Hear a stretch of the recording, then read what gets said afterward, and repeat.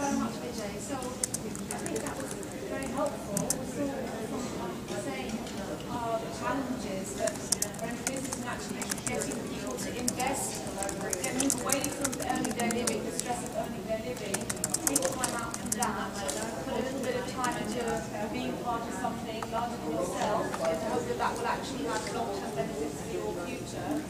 And Vijay about ways of raising awareness and trying to mobilise.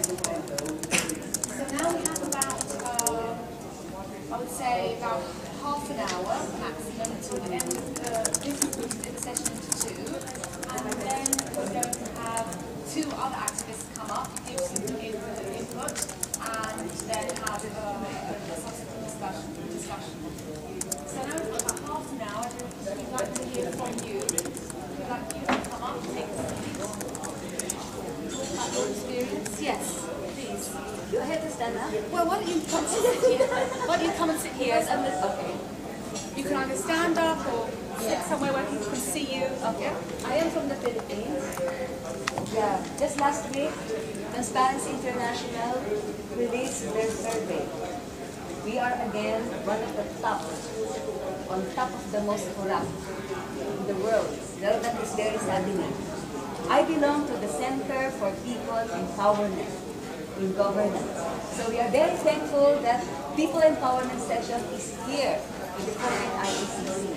In the last IACC, we proposed a session such as this one, so that people like us will be able to share our initiatives at the local level. You know, the Philippines came from martial law, years, dictatorship for many years, and then we had the people power. The government was very proud that we had people power, but it took so many decades before the people were able to rise up and fight the dictatorship. You know why? Because there is no information. Information is held by only the government, the regime.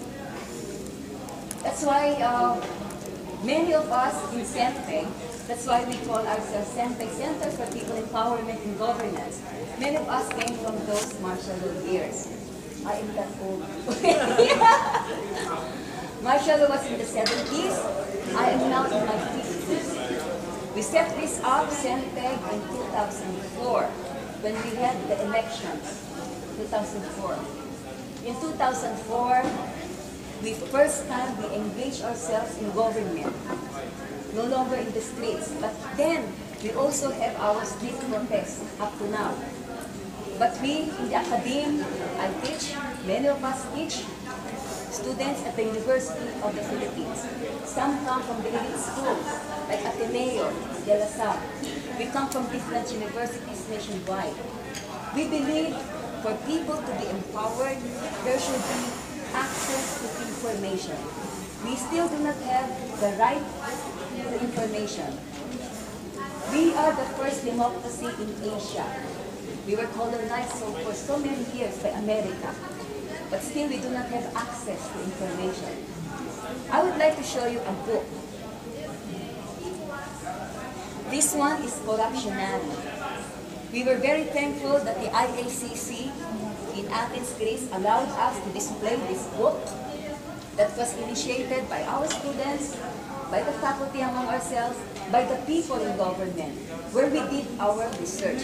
You know, when you are in the academy, you do research. And when you do research, you have to have access to information. But when information is denied you, you cannot have a good, meaningful research.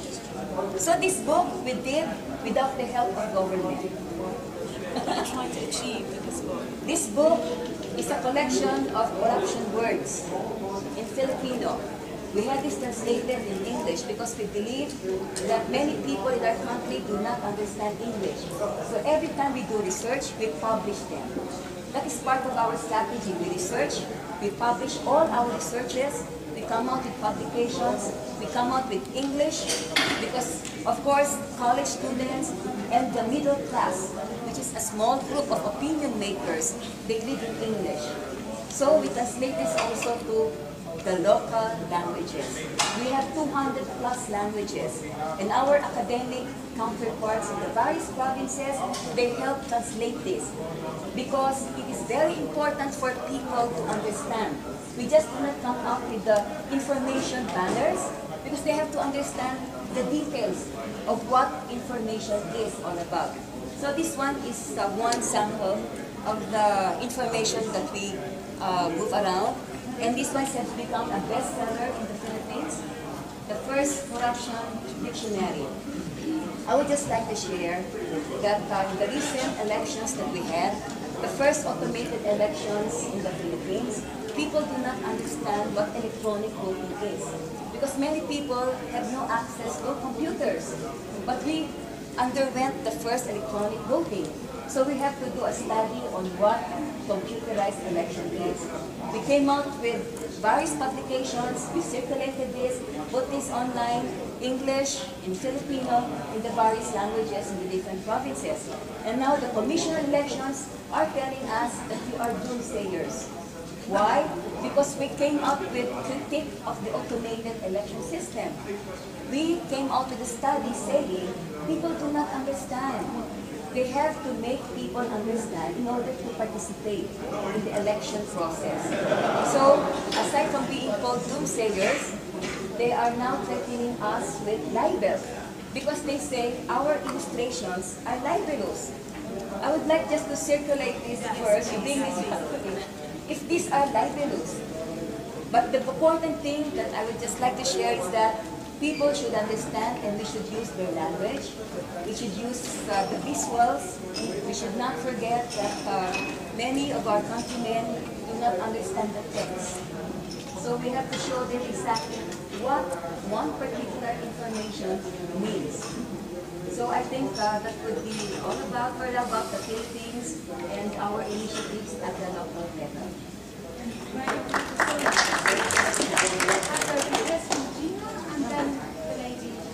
I'm just going to make a little comment of what you have to say. Yeah. I just knew this morning this other corrupt pedia is like the corrupt dictionary of the Chile. language from Chile. Yeah, we and in shared the Colombia book with we them. also had an experience working with the Wikipedia, so they're Yeah. creating the corruptipedia. So that's a really important thing to use the language to understand the problem. Right.